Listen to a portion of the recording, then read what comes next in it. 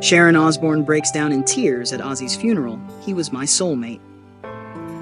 Under the gray, overcast sky of a somber London afternoon, the world said goodbye to heavy metal icon Ozzy Osbourne.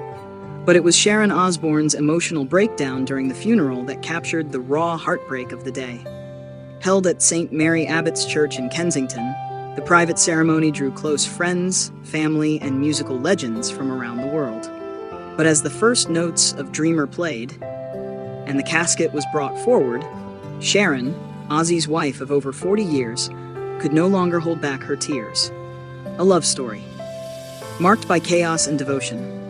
Ozzy and Sharon's relationship was legendary in its own right, a turbulent yet enduring marriage that weathered fame, addiction, infidelity, and multiple health battles.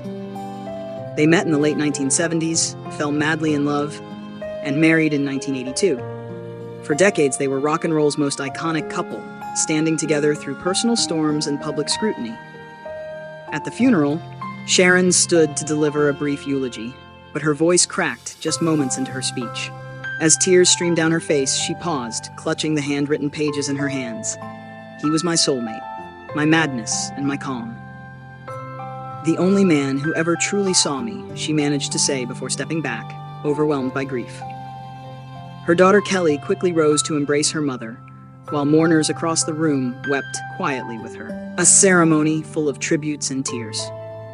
The intimate ceremony was attended by close family, including children Kelly, Jack, and Amy, as well as rock luminaries such as Tony Iommi, Alice Cooper, Paul McCartney, and Dave Grohl. Celine Dion, who shared a close friendship with Sharon in later years, performed a stunning a cappella version of Ave Maria during the service. Ozzy's coffin was adorned with white lilies and his signature crucifix. Photos from his early Black Sabbath years to recent family moments were displayed on massive screens around the sanctuary. Kelly Osbourne shared a personal tribute about her father's gentle side, the man who taught her how to ride a bike and made her believe she could be anything. He wasn't perfect, but he was magic. My dad was magic. Sharon's final goodbye. As the ceremony drew to a close, Sharon approached the casket one final time. Visibly trembling, she placed a single red rose on top and whispered a few words only she could hear. Witnesses nearby said she closed her eyes and mouthed, "Wait for me. I'll see you soon." Her grief, raw and unfiltered, was a reflection of 4 decades spent beside a man who defied all odds, and whom she once described as both her greatest challenge and her greatest joy. Public mourning and global reaction.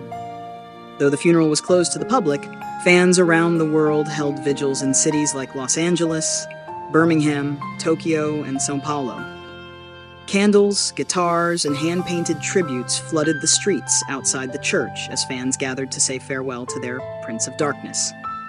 Memorial concerts and tribute broadcasts are being planned worldwide, with proceeds going to mental health and Parkinson's disease research, causes Ozzy personally supported in his final years.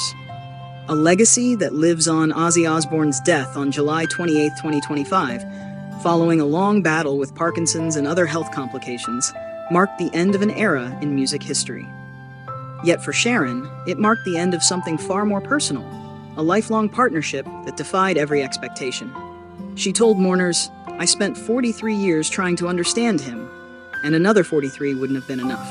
As the hearse pulled away under a light rain, Sharon stood in silence beside her children.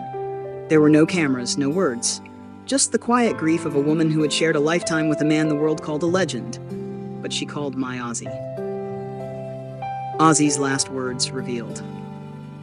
According to longtime friend and guitarist Zakk Wylde, who spent the final days by Ozzy's side, the rocker's final words before slipping away were soft but clear. "Take care of Sharon. She saved me. Tell her I'll wait for her on the other side." A final whisper from a man who gave the world his voice and gave his heart to one woman, for life and beyond.